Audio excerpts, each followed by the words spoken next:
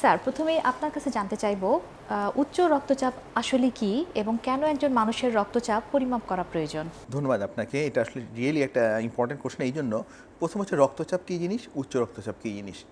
আমি আপনি যে বেঁচে আছি, বেঁচে থাকার জন্য আমাদের দরকার খাবার দরকার, অক্সিজেন দরকার, সব কিছু দরকার।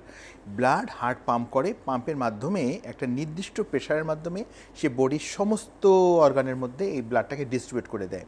এই ডিস্ট্রিবিউট করে যাওয়ার জন্য বয়স ভেদে, জেন্ডার ভেদে, মানে ছেলে মেয়ে ভেদে এক একজনের এক একটা প্রেশারের প্রয়োজন হয়। তার কত বডি ওয়েট সব কিছু মিলে এক প্রেশার থাকে। এই যে ব্লাড প্রেশারটা যে থাকে, এটা একটা অতীব একটা জরুরি আপনার জিনিস। এটা যদি না থাকে কোনো মানুষের পক্ষে বেঁচে থাকা সম্ভব নয়। এখন একটা নির্দিষ্ট লেভেল পর্যন্ত আমরা বলি this is good for health.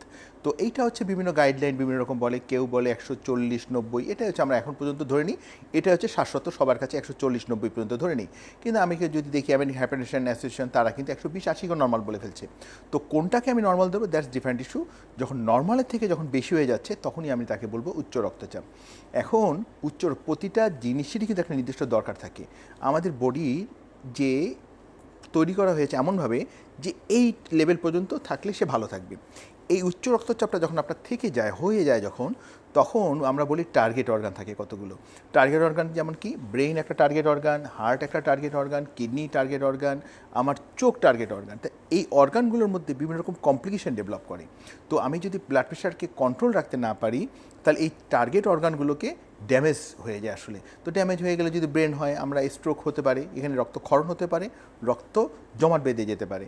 আমার হার্টের মধ্যে হতে পারে, আমার মায়োকার্ডিয়াল ইনফেকশন বা হার্ট অ্যাটাক হতে পারে, আমার হার্ট ফেলিওর হিসেবে চলে আসতে পারে রোগী যদি ব্লাড প্রেশার বেশি থাকে। যদি মনে করি চোখের মধ্যে পড়ি, তাহলে চোখের মধ্যে ব্লিডিং হতে পারে, চোখে হয়ে চোখ অন্ধ হয়ে যেতে পারে। আমি যদি কিডনি ধরি, তাহলে কিডনিতে আমার রেনাল ফেলিওর নিয়ে আসতে পারে।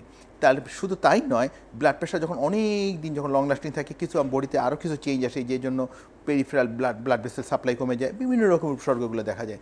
সব কিছু মিলে যদি বলি, আমাকে সুস্থভাবে বেঁচে থাকার জন্য একটা নির্দিষ্ট পরিমাণে ব্লাড প্রেশারে রাখাটা হচ্ছে খুবই জরুরি। এই জন্যই ব্লাড প্রেশার মেজারমেন্টটা হচ্ছে অতীব জরুরি একটা জিনিস আপনার।